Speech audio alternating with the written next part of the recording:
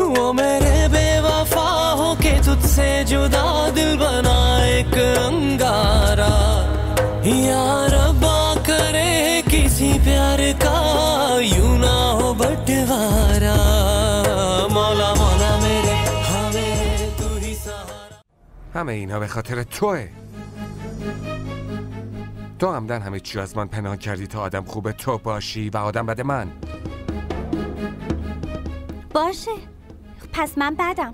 چرا منو تنها نمیذاری؟ برای اینکه تو همسر منی.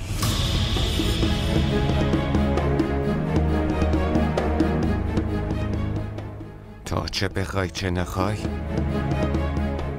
من هیچ وقت ولت نمی کنم. هیچ وقت. تو باید دوباره برگردی پیش من.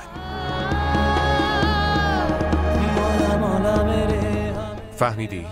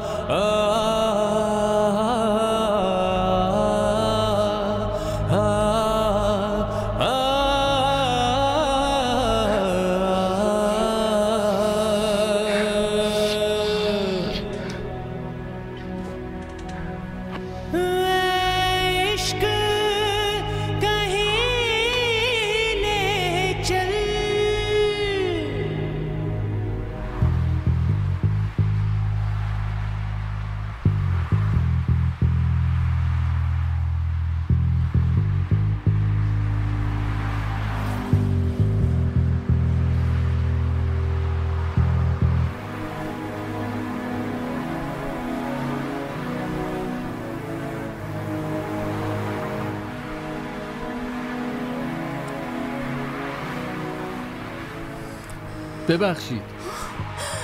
شما منو تعقیب میکنی؟ ببینید شما اشتباه فکر میکنید. من تعقیبتون نمیکنم. که اینطور؟ اگه شما تعقیبم نمیکنین پس تو دادگاه چی کار داشتین ها؟ ببینید من میدونم شما خیلی ناراحتید اما اصلا نگران نباشید. نگران نباشم؟ چطور نگران نباشم؟ ببینین نیاز نیست واسه من دلسوزی کنین. اون چیزی که شما میخواید شدنی نیست. ببینین هیچ خانواده سرشناسی نمیخواد که عروسش دختری مثل من باشه. پس لطفاً دیگه من راحت بذارین.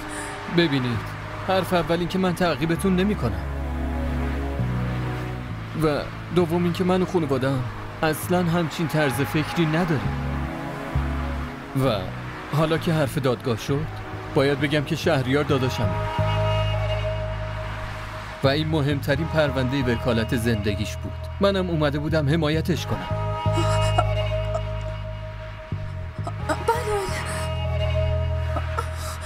بله شما منو صدا زدید؟ معذرت میخوام، عصبانی بودم زیاده روی کردم. معذرت میخوام. نه خیر لازم نیست معذرت خواهی کنی. نه من نباید نباید همچین حرفایی میزدم. لطفاً منو ببخشید. باشه پس اگه فکر میکنید که واقعا دل منو شکستید، پس یه شرط کوچولو دارم. شرط؟ چه شرطی؟ ازتون میخوام با من یه لیوان قهوه بخورید. قهوه؟ این موقع؟ نه، من باید برم. ببینید من میدونم که شما خیلی نگرانید، ولی اینجوری حال هواتون عوض میشه. حالا که این همه اصرار میکنین پس بریم. بریم.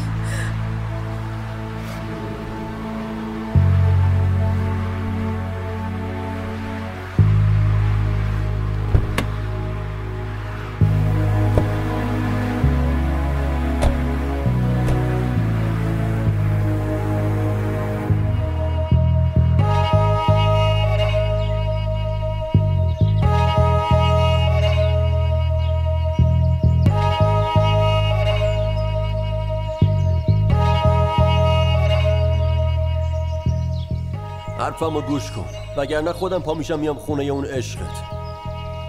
تو چی فکر کردی؟ فکر کردی من با اون برگه ها طلاقتو میدم؟ تا وقتی که من زنده ام باید خوابشو ببینی. این بیلو و این همه جرأت، اگه علی بفهمه چی؟ نه علی نباید چیزی بفهمه. من باید از شر بیلو خلاص بشم.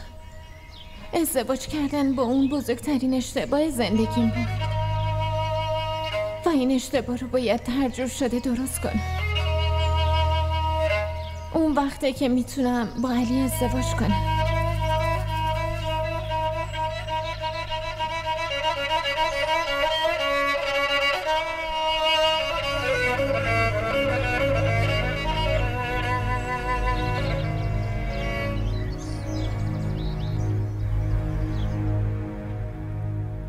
باشه، پس من بدم.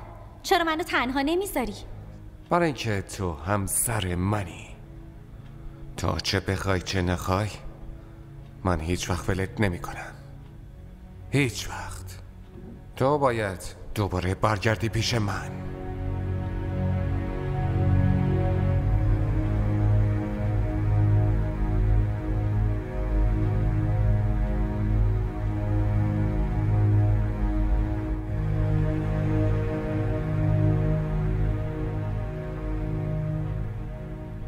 چی شده پسرم؟ امروز نیومدی به هم سر بزنی؟ چیزی نیست بابا بزرگ. فراموشم شده بود. چرا اینقدر آشفته ای پسرم؟ چیز خاصی نیستش. من میدونم بابا جان. بلال همه چیزو بهم گفت. ببین قاضی هنوز حکمو صادر نکرده، پس تو نباید خودتو ببازی. به خاطر پرونده ناراحت نیستم. شاید از این پرونده انصراف بدم. چی داری میگی؟ جدی میگم بابا بزرگ. حسنا منو فریب داد. فریب؟ چه فریبی؟ بابا بزرگ اون متعهده. این موضوع به این بزرگی رو از من پنهون کرده. احساسات منو بازی داد. اون متأهله؟ داره متأهله. پسرم ممکنه برات سوء تفاهم پیش اومده باشه.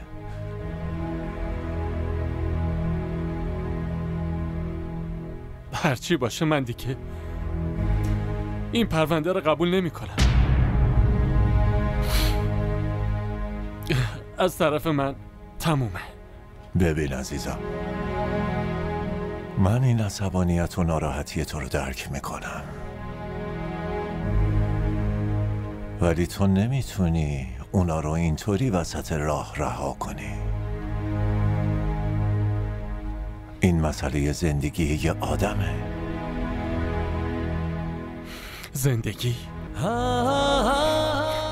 زندگی من چی میشه؟ تو زندگیم اولین بار عاشق یکی شدم و اونم منو فریب داد. پسرم تو زندگی آدم گاهی لحظاتی پیش میاد که به خداوند شکایت میبرن که چرا اون چیزی که میخواستیم نصیبمون نشد. ولی خداوند هیچ وقت بنده هاش رو رها نمیکنه، بلکه بهشون این حس میده که ای بنده من، این تصمیم در حق تو بهترین تصمیم خواهد بود. بابا بزرگ، وقتی دل آدم میشکنه خیلی راحت میگن که هیچ ایرادی نداره، بهتر از اون برات پیدا میشه. چرا یکی نمیفهمه که به خوبتر نیاز ندارم، بلکه به اونی نیاز دارم که عاشقشم.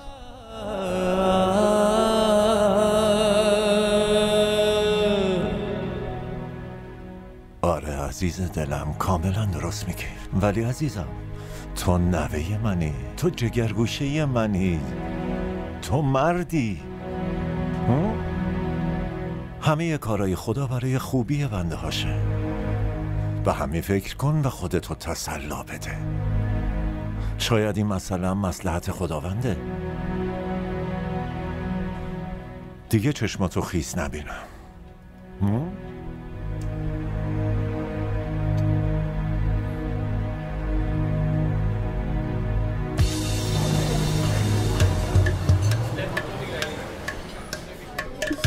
مرسی.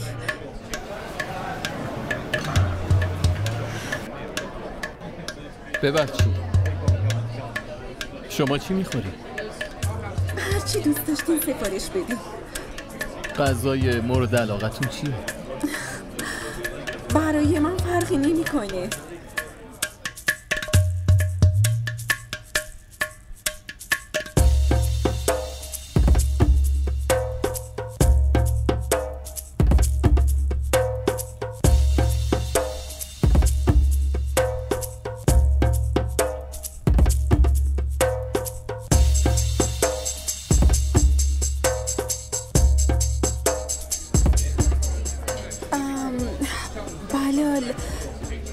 راستش من خیلی شرمندم. من واقعا عذر میخوام. من با هاتون رفتار خیلی بدی داشتم. میدونیم چیه؟ من واقعا دیگه از اینجور روابط میترسم. انی، من احساستو درک میکنم، ولی همین رفتارتونه که منو به شما جذب میکنه. یعنی چی؟ متوجه نمیشم. انی، بابا بزرگمون خیلی ما رو با ناز بزرگ کرده و تو زندگیم هیچ خواسته ای نداشتم که به دستش نیاورده باشم. و وقتی من شما رو دیدم یه جوری حس کردم انگار شما بزرگترین خواسته زندگی منی. ولی وقتی شما بهم جواب منفی دادین این موضوع خیلی برام تعجب آور بود. بلال، شما همه چی رو میدونید.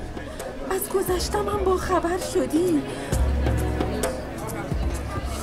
بازم شما من اینجا آوردین و این حرفا رو میزنین. ویکی گذشتتون بود، نمیشه با گذشته زندگی رو ادامه داد. الی، من واقعا بهت علاقه‌مندم. میخوام که باهات ازدواج کنم. بلال، شما خیلی خوب میدونین که گذشته من چطوری بوده. شما اینم میدونین که مامانم تو بازداشتگاهه. بازم میخواین با من ازدواج کنین؟ یا شما دارین شوخی میکنین یا دارین مسخرم میکنین؟ من اصلا شوخی نمیکنم. به هیچ وجه هم نمیخوام مسخرت کنم. اگه باورت نمیشه من همین امروز با پدر بزرگم حرف بزنم. بله، شما خیلی خوبین. هر دختری رو بخواین میتونین به دست بیارین. هر دختری با شما ازدواج کنه اون خوششانس ترین دختر این دنیا خواهد بود. اما اون دختر من نیستم. اما آنی، بلال، ما میتونیم حرف دیگه ای بزنیم. ما میتونیم دوستای خوبی برای هم باشیم. خب باشه، فعلا وقت غذاست.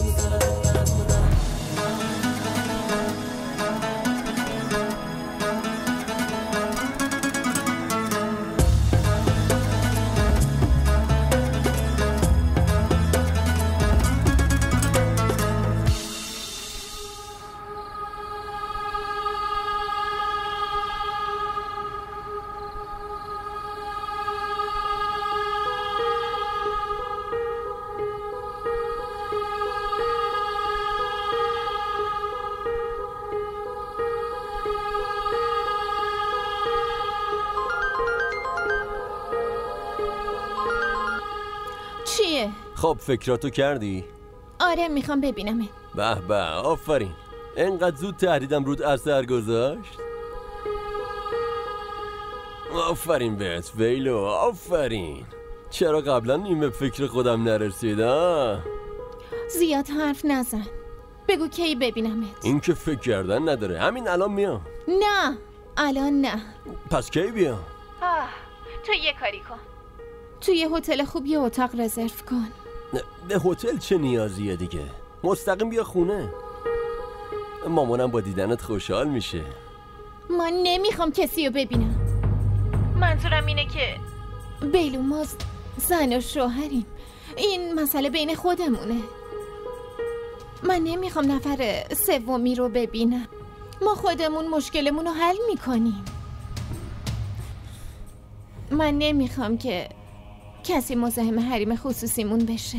به به چی شده تمنا؟ یه لحظه صبر کن. نکنه دارم خواب میبینم. نه بیلو، من اشتباهمو فهمیدم. من در حقت خیلی بدی کردم و بعد از ترک کردن تو من هنوزم تنها. ای بابا تمنا، اینجوری که حرف میزنی منو بیقرارتر میکنی. پس باشه دیگه، تو هتل اتاق رزرو کن و اسم هتل و شماره اتاقو برام پیامک کن. فردا صبح میام. راستی گوش کن، نکنه که یه وقت فراموش کنی. نگفتم که فردا میام. فعلا مراقب خودت باش بیلو. باشه تمنا، تو هم مواظب خودت باش. فردا میبینمت.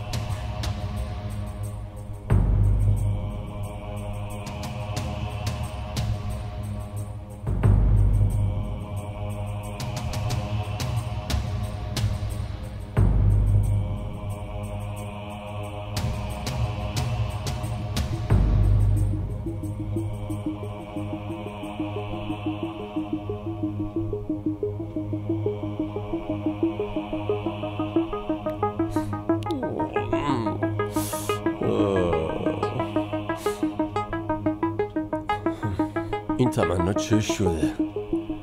نکنه که نقشه ای داره. نه بابا بیلو چت شده. اون داره میاد به دیدن تو. اون وقت تو بهش شک میکنی. الان به مامان چی باید بگم؟ نه خیر، به مامان چیزی نمیگم وگرنه نمیذاره که برم. آره یه بهونه‌ای براش میارم.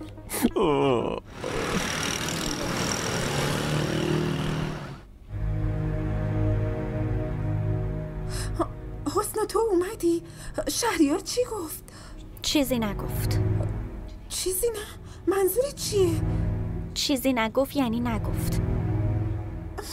این یعنی شهریار از پرونده مامان انصراف میده؟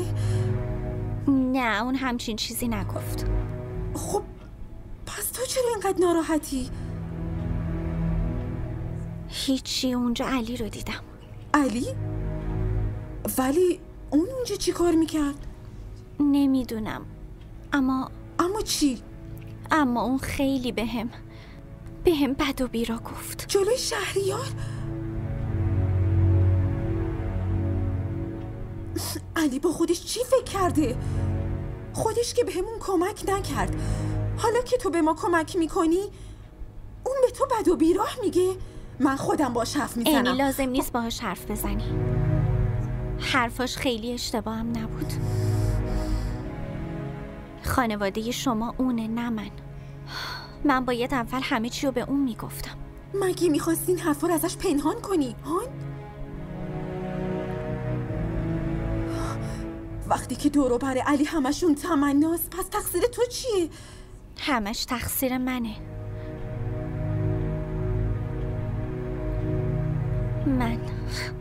من هر جایی میرم تقدیر نحسم منو ول نمیکنه.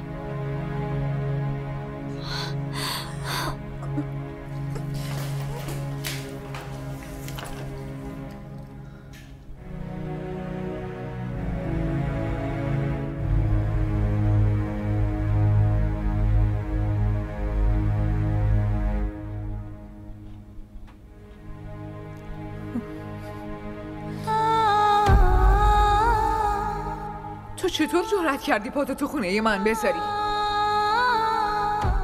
عمه لطفاً این کارو نکنین. من کجا برم؟ هر چه دلت میخواد برو حسنا. وقتی تو ما رو از خونت بیرون انداختی به این چیزا فکر کرده بودی؟ حالا تو این خونه با چه روی اومدی؟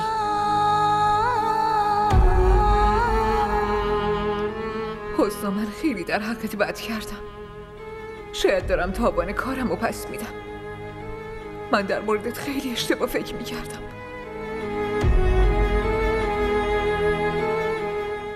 منو ببخش حسنا. چرا اینطوری فکر میکنی؟ شما هیچیتون نمیشه.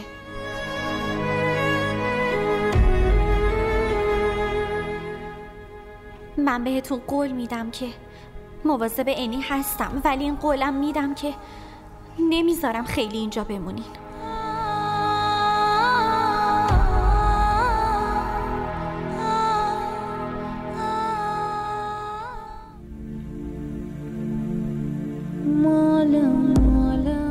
اگه من بگم که اگه شما نبودین من چی کار میکردم چی؟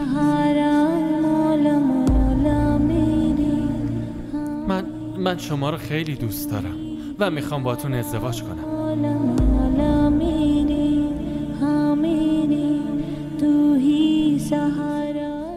تا کی میخوای اینجوری رفتار کنی؟ زود باش بریم خونه. تو خیلی کم بوده محبت حس کردی. من خیلی شرمندم که نتونستم اون عشق و احترام رو بهت بدم. منو ببخش، لطفاً منو ببخش.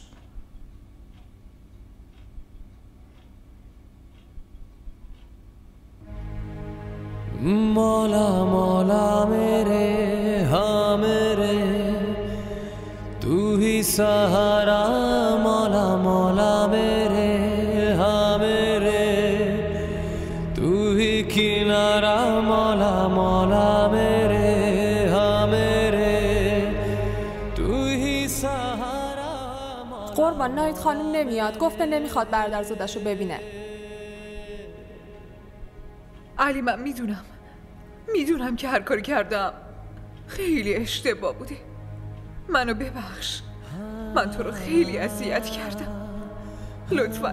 لطفاً منو ببخش علی.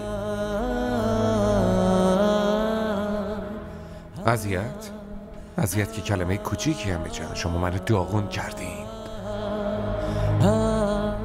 به خاطر شما من توی دورایی هستم که نه مسیرم رو میتونم پیدا کنم و نه مقصدم رو. من اگه بخوامم نمیتونم ببخشمتون.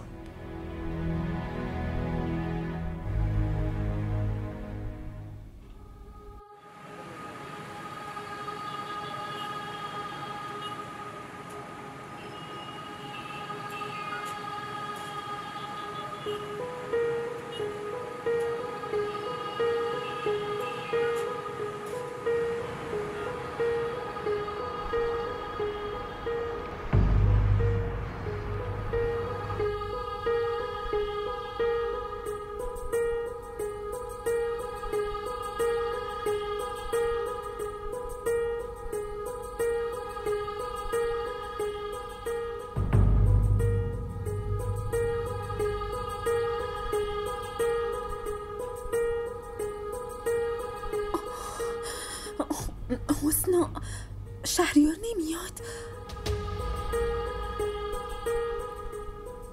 فکر نکنه ناراحت شده باشه. ناراحت؟ آقای قاضی تشریف میارن، احترام بذارید.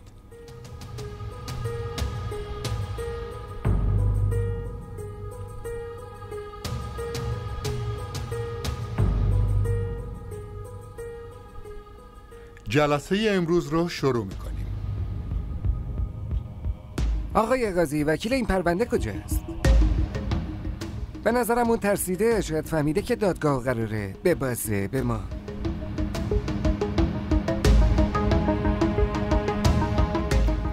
آقای قاضی، آقا شهریار الان است که برسه. لطفاً چند دقیقه منتظر بمون. لطفاً ساکت. نظم دادگاه رو رعایت کنید.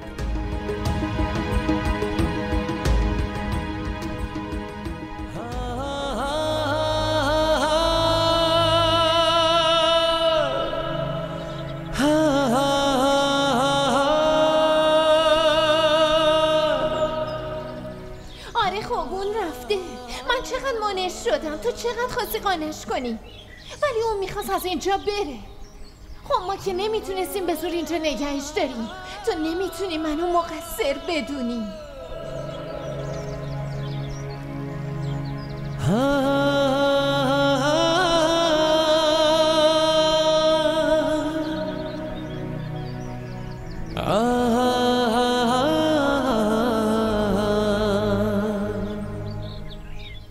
باشه درسته، پس من بدم.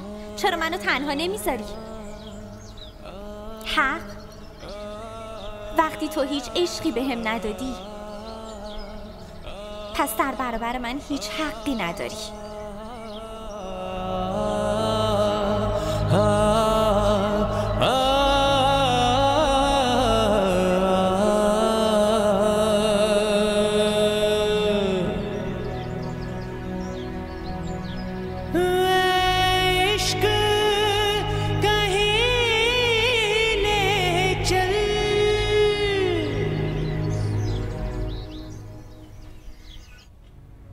نیومدن وکیل متهم به این معناست که دلیل و مدرک معتبری نداره.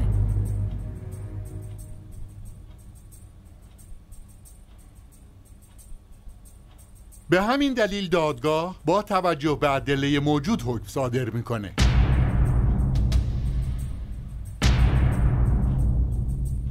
و ناهید بیگم رو مجرم محسوب میکنه.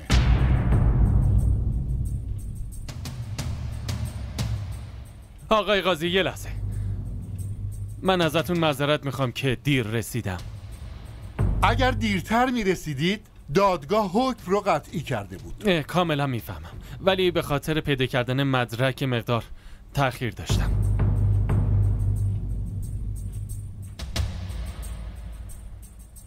پس آقای وکیل، جلسه دادگاه رو شروع میکنیم. آقای قاضی، من از موکلم چند تا سوال میپرسم. مانعی نیست.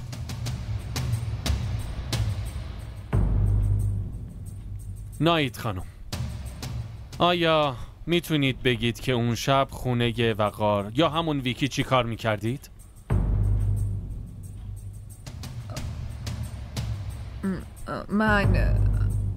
من رفته بودم باهاش حرف بزنم.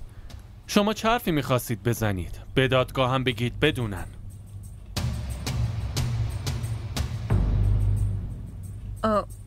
اون دختر منو همش تهدید میکرد.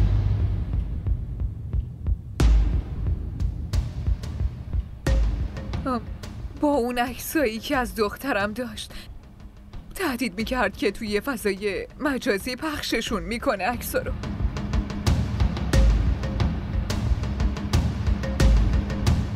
بعدش چی شد؟ من وقتی به خونه اون رسیدم اون غرق خون رو مبل افتاده بود.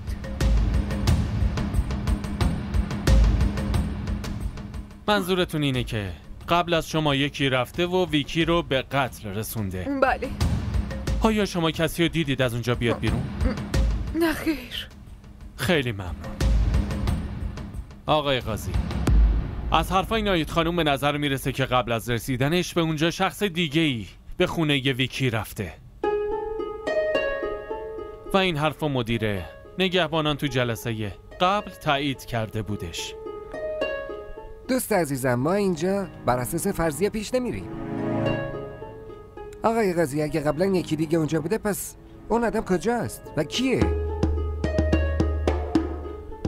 خیلی عجولی جناب وکیل، ولی امروز یه ذره صبور باشید. الان من مدرکی دارم که شما رو به تمام جوابای سوالتون میرسونه. شاهد در جایگاه تشریف بیارن.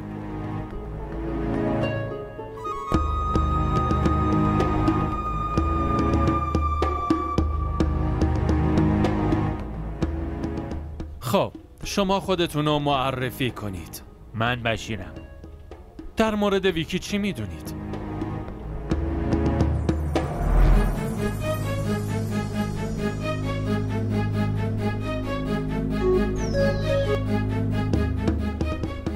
الو کیه؟ الو منم ویکی. آی ویکی تو چطور جرأت کردی به من زنگ بزنی؟ من از کی که دنبالتم. داداش چرا انقدر عصبانی میشی؟ چرا عصبانی نشم؟ میدونی چقدر من بدهکاری؟ داداش اصلا نگران نباش، همه پولاتو به زودی بهت میدم. تو باید یه کاری برام انجام بدی. چه کاری؟ باید آدرس یکی رو برام پیدا کنی. کیا؟ یه دختری که عکسشو الان برات میفرستم. من آدرس خونه اونو میخوام، بعدش هر چقدر پول بخوای بهت میدم. آی ویکی من دیگه گولتو نمیخورم. اول پولو بفرست بعد کار انجام میدم. باشه درسته، پس شب میبینمت. من آدرس خونه پسر داییشو بهت میگم، تو فقط حواست به اونجا باشه، اون حتما دیدنش میره. آقا اون آدم خیلی پس فطرتی بود، دختر رو اذیت میکرد. کارش تهدید کردن دخترها بود. خوب شد که ما. اعتراض دارم جناب قاضی. اعتراضتون وارد نیست. شما هم مراقب حرف زدنتون باشید. باید احترام دادگاه رو حفظ کنید.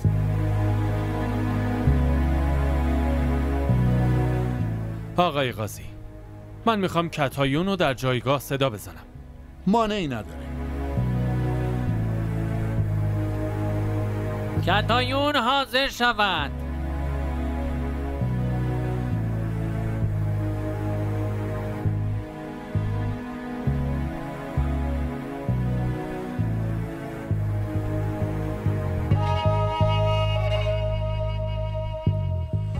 پس شما این دختر رو میشناسید؟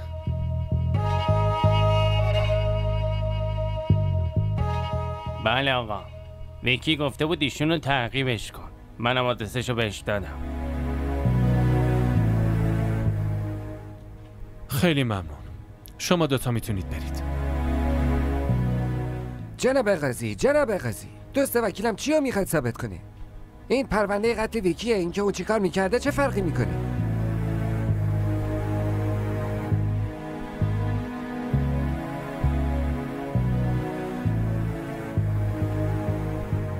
فرق میکنه و این خیلی مهمه آقای وکیل. آقای قاضی، ویکی یه آدم پست و منحرفی بوده. اون نه تنها یک بلکه چندین دشمن داشته. آقای قاضی، دوست عزیزم فقط داره وقت دادگاه رو میگیره. اون هنوز ثابت نکرده که موکل ایشون بیگناهه. آقای وکیل شما امروز خیلی دست پاچه شدین. من که از اول جلسه گفتم که امروز باید یه خورده صبور باشین. آقای قاضی، من میخوام شاهد بعدی رو احضار کنم. مانعی نداره. شاهد بعدی حاضر شود.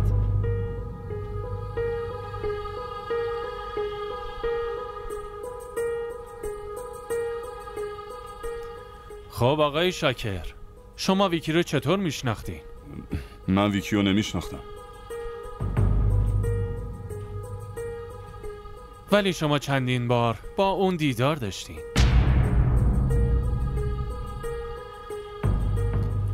شما شبی که ویکی به قتل رسیده بود اونجا رفته بودین، درسته؟ اون که من رفته بودم پولمو بگیرم. به این نکته دقت کنین. همین الان ایشون گفت که ویکی رو نمیشناسه، ولی الان میگه که رفته پولش رو بگیره. عالیه.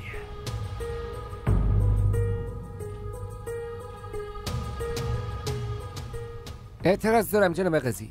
بالاخره این دوست وکیلم با آوردن آدم جدید چی رو میخواد ثابت کنه؟ این فقط وقت گرانبهای دادگاه هدر میده و چیز دیگه نیست.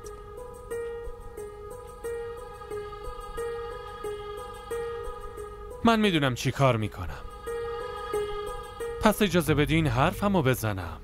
اعتراض وارد نیست. آقای وکیل بذارید دادگاه با روند خودش پیش بره. خیلی ممنونم.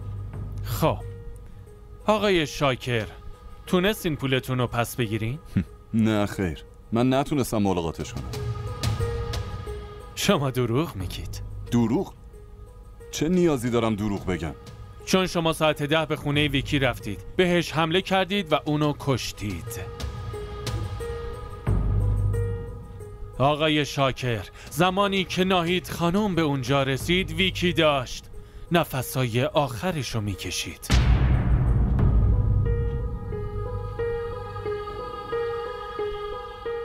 جناب قاضی، این نتیجه پزشک قانونیه. بفرمایید.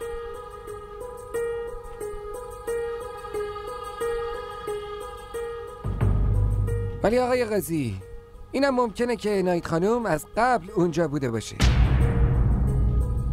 چون اثر انگشتش روی آلت قتل موجوده.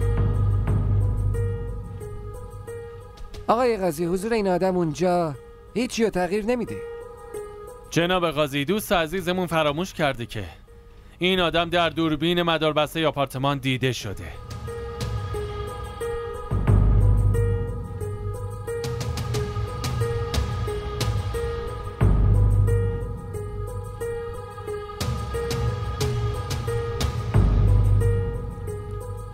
خب آقا شاکر، شما میتونید بگید چرا وقار یا همون ویکی رو به قتل رسوندید؟ این چه حرفیه میزنید؟ من اونو به قتل نرسوندم. که اینطور؟ پس چرا زود از خونه فرار کردین؟ یه کار مهمی داشتم. اون شما رو بدرقه نکرد؟ اینو دیگه خودش میتونست بگه که چرا بدرقه نکرد. پس اون اسلحه رو از خونه آورده بودین؟ کدوم اسلحه؟ همونی که پیشتون بود. من اسلحه ندارم. اسلحه پیشتون بود. به من تهمت نزنید. نه، اسلحه پیشتون بود و اون از خونه آورده بودین. چه حرفیه که میزنید؟ اسلحه پیشتون بود و با همون اسلحه ویکی رو به قتل رسوندید. این چه حرفیه میزنید؟ من اونو با چاقو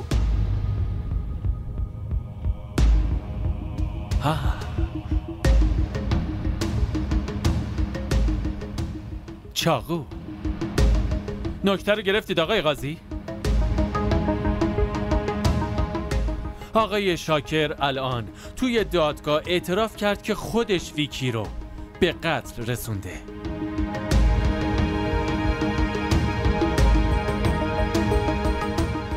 وگرنه این از کجا میدونه که ویکی با چاقو کشته شده، نه با اسلحه؟ چون قاتل اصلی خودشه.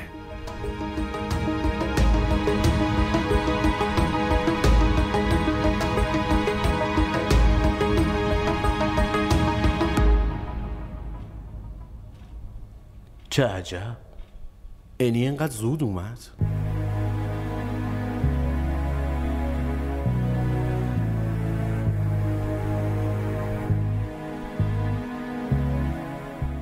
به به آقای رئیس، امروز راهتون رو گم کردی؟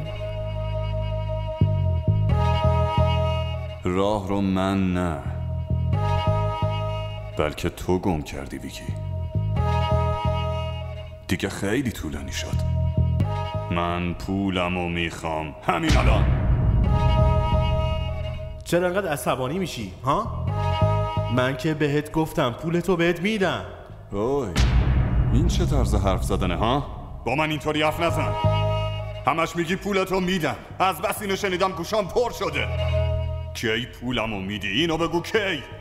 گفتم دیگه وقتی پول گیرم بیاد بهت میدم. گم شو از اینجا، برو بیرون. یالا. و اگه بگم که پولمو الان و همین لحظه میخوام چی؟ پس جواب منم اینه که من فعلا هیچ پولی ندارم. حالا برو گم شو از اینجا بیرون. ببین ویکی، تو با من نمیتونی این کارو کنی. پولمو بده وگرنه چی ها؟ حالا مگه پول حلال بوده که انقدر پیگیرشی؟ این که پول حلال بوده یا حرام الان بهت نشون میدم.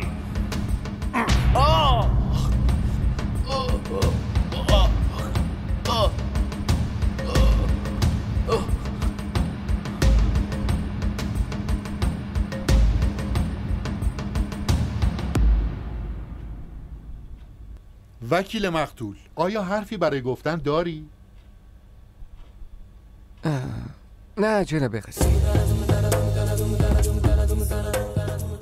دادگاه با توجه به همه شواهد و مدارک به این نتیجه میرسه که وقار یا همان ویکی را شاکرعلی به قتل رسانده و بیگناهی ناهید بیگم محرز و مسلم است.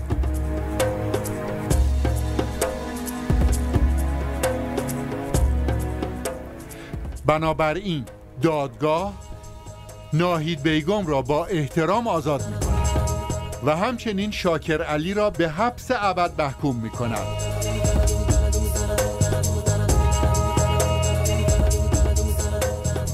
ختم جلسه را اعلام می‌کنم.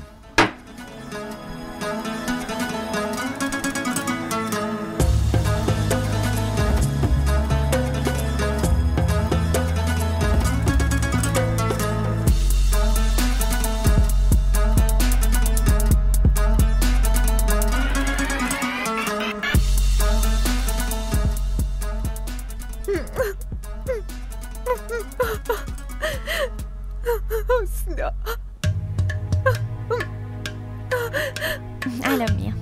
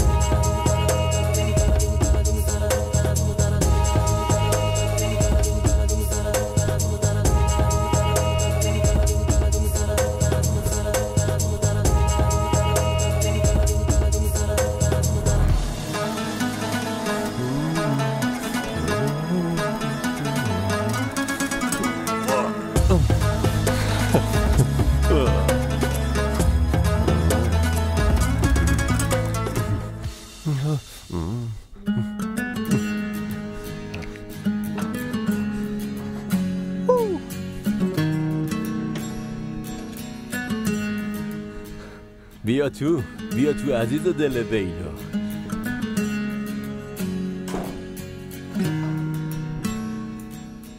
همین اتاق ساده؟ آره، اتفاقا اینجا خیلی هم گرون بود. با چه سختی تونستم گیرش بیارم. یه کارم درست انجام نمیدی، ولی ادعات خیلی زیاده. حالا این دفعه رو تو کوتاه بیا. مامانم هم من راضیش میکنم. تو چی فکر میکنی؟ من چرا اومدم اینجا؟ منظورت چیه؟ منظورم اینه که تو خیلی منو دوست داری، خیلی هم منتظرم موندی و من اینو درک نکردم. من قدرتو ندونستم. داری راست میگی نه؟ واسه گفتن همین پیشت اومدم. راستش من باورم نمیشه تمنا جون. پس باور کن بیلو جان که من دیگه میخوام با تو باشم. من خیلی تو رو اذیتت کردم، منو ببخش. نه خیر، چی رو ببخشم؟ میدونی من امروز انقدر خوشحالم که حتی به مامانم میخوام این مژده رو. چی کار میکنی؟ چرا؟ خب باید به اونم این مژده رو بدم دیگه. بعدم میریم سورپرایزش میکنی. آخ راست میگی، به ذهن من نرسید. راستش توی اتاق بهم احساس خفگی دست میده. بریم تو تراس حرف بزنیم؟ عزیز دل بیلو، هر جا که بگی بیلو باهات میاد. بریم. من چرا قبلا این همه عشقو ندیده بودم؟ حالا مونده. بریم بیرون تو تراس. بریم.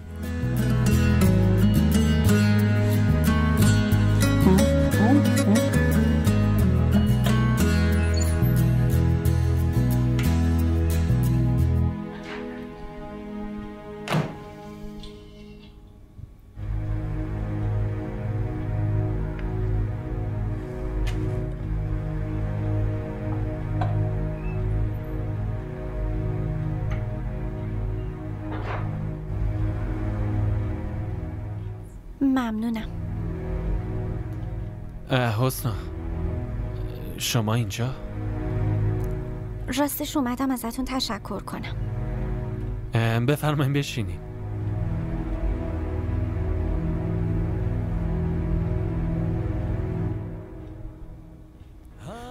من اصلا بهتون نمیگم که این کار وظیفه‌م بوده.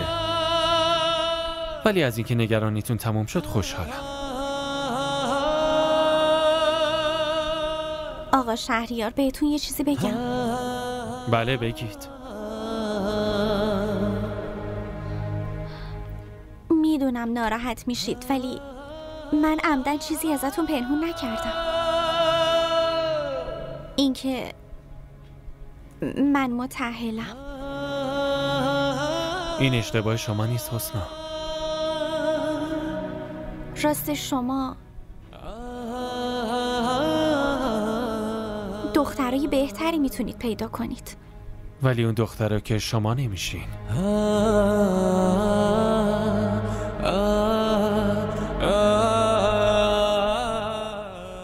اما آقا شهریار لازم نیست چیزی بگین لطفاً. آدم ها فقط یه بار توی زندگیشون عاشق میشن و لازم نیست اونی که حتما میخوان و بهش برسن. برای من همین کافیه که تو زندگیتون هر جایی که باشید خوشحال باشید. اگه من از شما یه خواهش کنم قبول میکنین؟ بفرمایید.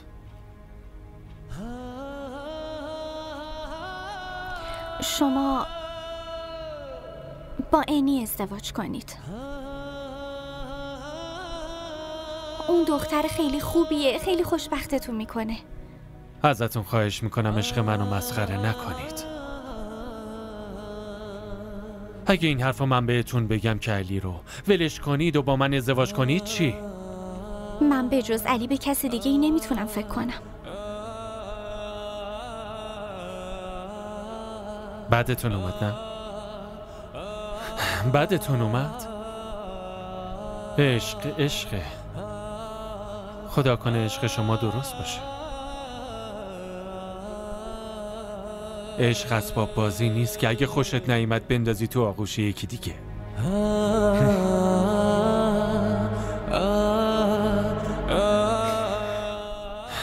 من دیگه میرم.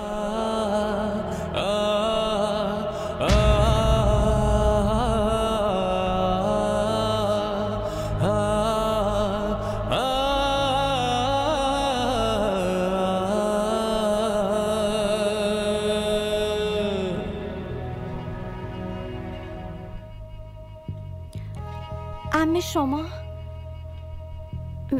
من داشتم میومدم پیشتون. من همه چی رو شنیدم حسنا. تو چه کارایی که برای ما میکنی؟ ببخشید من نتونستم براتون کاری کنم. تو خیلی برای ما کارا کردی حسنا. من نمیفهمم که چطور این لطفتو جبران کنم. چطور منو میخوای ببخشی آخه؟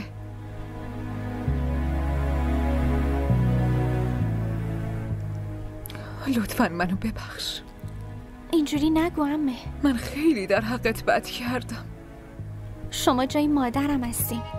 یعنی مامانا نمیتونن دخترشون رو دعوا کنن؟ پس از امروز من 2 دختر دارم. من دیگه هر غمی که سمت دخترم میاد خودم باهاش رو در رو میشم.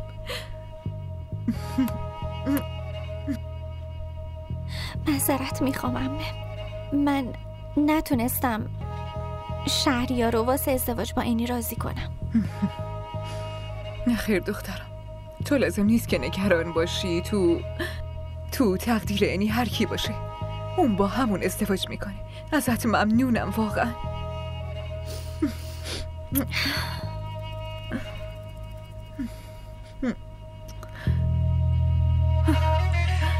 بریم.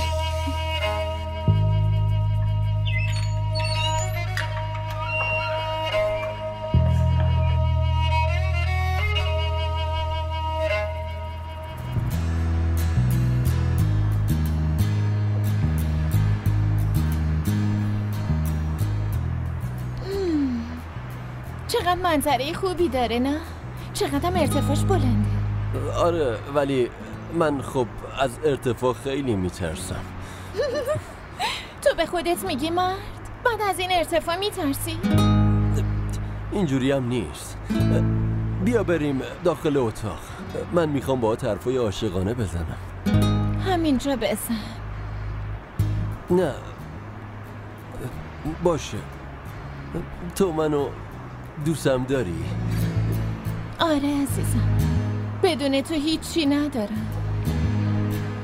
من میدونم که تو خیلی منو دوست داری.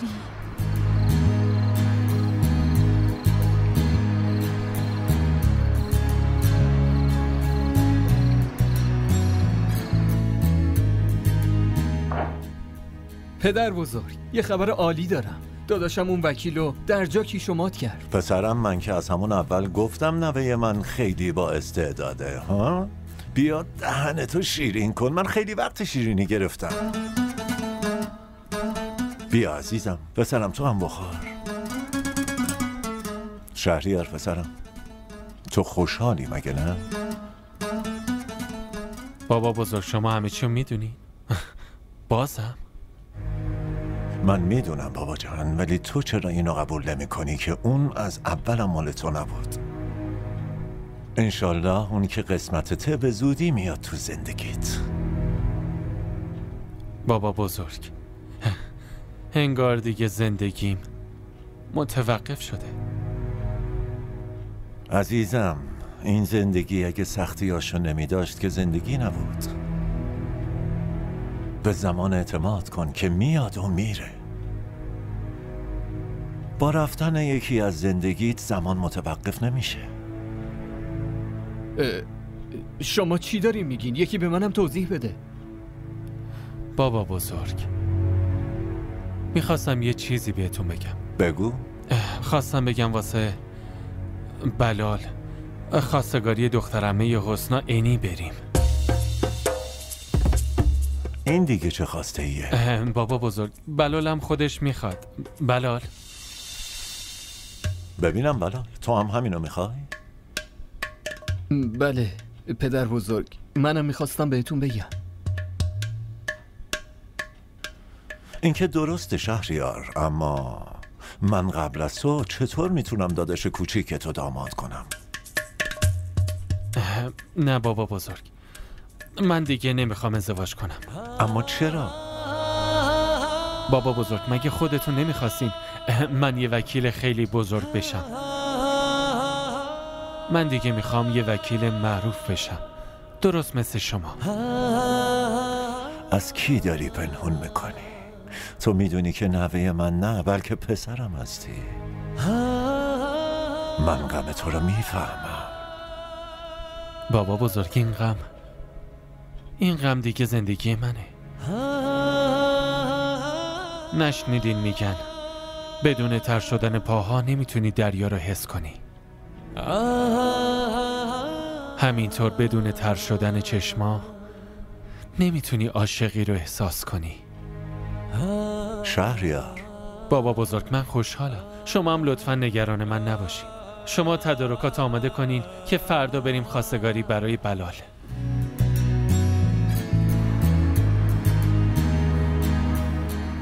فقط از یه چیزی ناراحتم. از چی ناراحتی؟ که من جواب محبت تو با محبت نمیتونم بدم، چون من فقط عاشق علی هستم، نه تو.